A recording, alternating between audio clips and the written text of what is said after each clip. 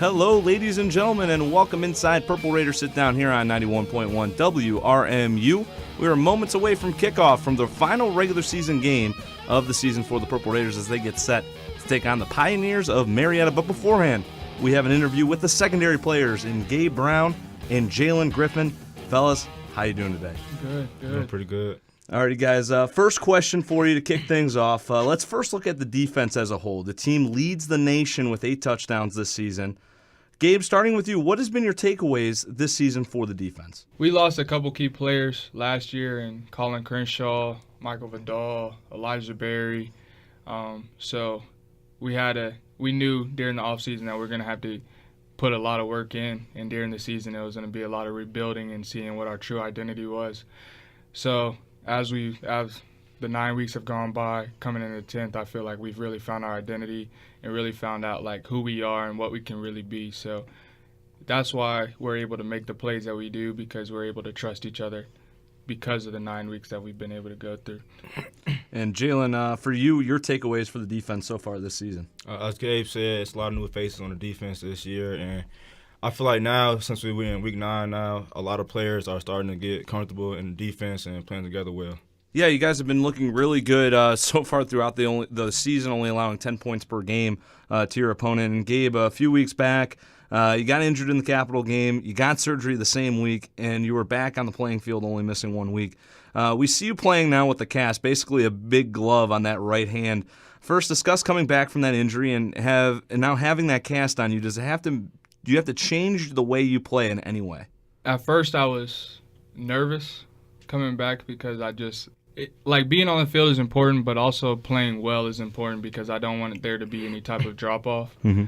So when I went back on the field and I was looking like, dang, I don't want to let these dudes down. Mm-hmm. Like, there's 10 other dudes out here that are really, like, relying on me to do my job. But I found out that as long as I stay focused, that yes, like there's certain things that I won't be able to do that I could do with 2 hands. But if I stay focused, that there's no drop off. I learned to adapt to it, and really it's just all God. Like, I had a pick last week against Muskingum, and it was really just God getting me through. Like every game I'm thinking like, am I good enough for this? And God allows me to make those plays and like reminds me like it's not really like you doing it, it's me doing it through you. So it's really important to me just to sit back, relax, and just let God figure everything out for me. And Jalen, this season we have witnessed you become an integral part on this defense.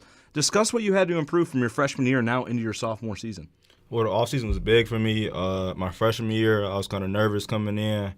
I had to adjust playing college football. I had to start learning how to play off more, get stronger, faster, and just be more mentally in tune inside the game. And Gabe, you've already mentioned it, the interception last week against Muskingum. You also returned a blocked field goal for a touchdown against Muskingum, cast and all. Discuss what your thought process is in a moment where you have a chance to score for the defense. Obviously, you had the pick 6 last season. Discuss what you were going through last Saturday in Muskingum. Well, first off, props to Lou for getting off the edge that fast and blocking it. But when it was just sitting straight up in the air, just spinning. And so I was looking like, okay, I could probably put 2 hands down because I have 4 fingertips that I could pick up with my right hand. So I was like, let's try that. So I ran up to the ball and just scooped and scored. And the thing is, we do that every week in practice. And in practice, like coming up to that game, we go through our drills, and I was going through that, and I was really like trying to adjust to how I'm going to pick up the ball if the ball is on the ground.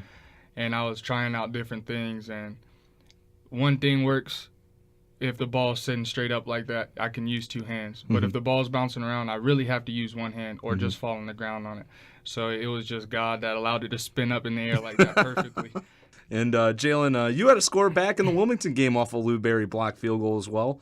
What were your thoughts in that moment to make a play on the ball? I knew Lou Bear's going to block it because in film he was saying left rim. We're going to get a block on this play right here. So the whole time I knew he was going to block it. I was just had to think about how I was going to scoop and score it. The play happened pretty fast, but I took my time and scored it. And Gabe, last season for you, 46 total tackles, 3 interceptions, and a pick 6 as well, as mentioned earlier. Along with the national championship, you were named to the All-OAC team.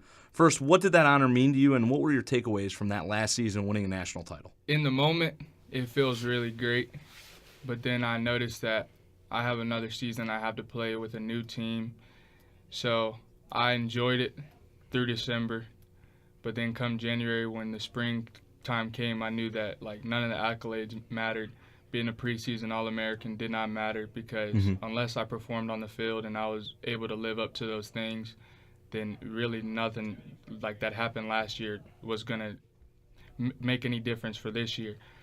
So coming into this year, I was trying to build. I wasn't trying to stay the same, so I was like, I want to be better. So I try to like look at some NFL players that are like really, really good with their technique. Like some people in the NFL are really good with their like talent. They can get by with their talent, but I know that I'm kind of talented, but I'm not as talented as freak athlete like a Jalen Ramsey would be. So I look at the Brent Grimes, like the smaller dudes that are like really athletic and like really have great technique, and I try to just play like them because I know that yes, it was great last year. Last year was great getting a ring, but that's what I want for this year too. Yeah, definitely playing well this season and definitely modeling after those NFL players. Jalen, let's look back at the Ohio Northern game for you. You got your first sack. You had a total of 2.5 sacks in that game. We saw you blitzing from that defensive back position. You also forced a fumble that the Purple Raiders were able to corral. So discuss some of your takeaways from that game. This seemed to be one of your breakout game your sophomore year. That game, I played more nickel spurred, more of an outside linebacker type of position. So I was more inside of the game because they whole offense was basically read option, sitting back, looking one way, passes. So I just had to play hard and I just had to make some plays. And Jalen, a question I like to ask everyone. Obviously, I asked Gabe last season coming from Plant City, Florida, how he made his way back here to Mount Union. Discussing for you, Jalen, coming from Chicago, how'd you make your way over here to Mount Union?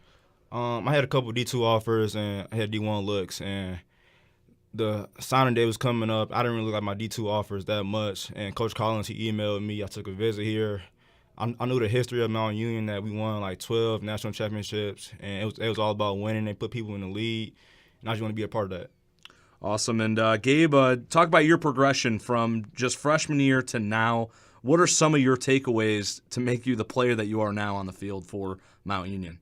I think a lot of the growth, it's been a lot of growth. Coming in, I was pretty blind to it all. I came on one visit. I'd really only known that Mount Union had a winning culture, and that's what I wanted to be a part of. And that's like, I really just came in blind to this school. But then I had a setback, and I had to leave. I had to go back home for a semester, and I couldn't play in the 2016 season. And when I was out that season, it was hard. I was still rooting for him. Everything in me wanted to be on the field, though, with all my brothers that I came in with. So through that time, I really learned, like, that difficulties really, like, bring out the best in me. So, and I know that God is going to like get me through it as long as I put my faith in him and then I keep on working to be the best that I can be. So through that time, that's really what like has made me be the player that I am now, and like the person I am now, even more the person that I am, because I know like a lot of times it's easy for people to lose faith and like lose hope. And Coach VK really helped me too. Like there was times where I'd be talking to him like, Coach, like, I don't think I'm gonna be able to come back and play football. And he's like, just don't lose faith. Like we're gonna get it. We're gonna get it together. And God and Coach VK and then my family, they really helped me put me in the position that I need to succeed. So it's never really me that like does anything. It's I put everything towards God and towards my family and towards my coaches to be able to develop me into the person I need to be, because coming into college, I was a knucklehead. So I feel like now it's like a lot of the development has made me has allowed me to become the man that I am now. Awesome. Now, guys, let's take a look at the Marietta Pioneers. A much improved Marietta team coming in this season. They're going to play you guys 7-2, and they've had a really good season this year. Only the losses came from John Carroll and Bolton Wallace. Both were within 3 points of each other. Jalen, starting with you, what will be the keys to victory coming up on the final game of the regular season? Just being disciplined as a whole defense, everybody knowing their assignment and doing their assignment and not trying to do more than their assignment. And Gabe, for you, your keys to victory? We're going to have to play fast, play hard, and if we do the wrong things, we're going to have to do them at 100%. Football games, like, coach isn't going to call the right play every time. Sometimes people are going to have to make plays even though they're not in the best position to make that play. So we're going to really have to go out of our ways to really beat this team because they're a really good team. So we're going to have to do that. And now, guys, looking a little bit deeper with Marietta, they've got a premier running back in Tanner Clark this season. He leads the OAC in rushing yards and rushing touchdowns.